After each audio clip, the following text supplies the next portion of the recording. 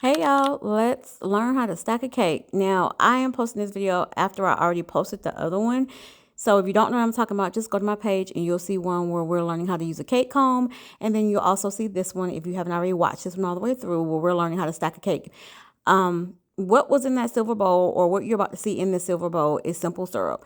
I don't ever, and I mean ever use simple syrup. I think this is maybe the third time in 4 years I've ever used simple syrup because I know that my cakes keep moisture because I normally bake my cakes, let them sit on the counter for about 10 minutes, wrap them in plastic wrap, and then I put them in the freezer. That helps lock in all the moisture.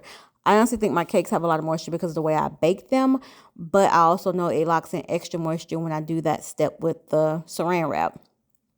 The reason I was using simple syrup during this cake was because I let my cake sit out on the counter for like 2 hours because I forgot it was on the counter.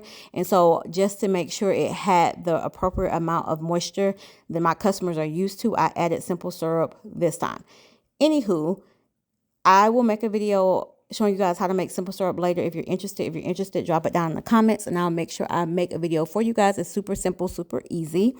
Now, all I did was take this American buttercream that I made and I just put the appropriate amount for me in between each layer. Once you do that, then you just cover the outside of the cake with the same buttercream, obviously, or honestly, if you want to do a different color, different flavor, whatever, you could do that as well.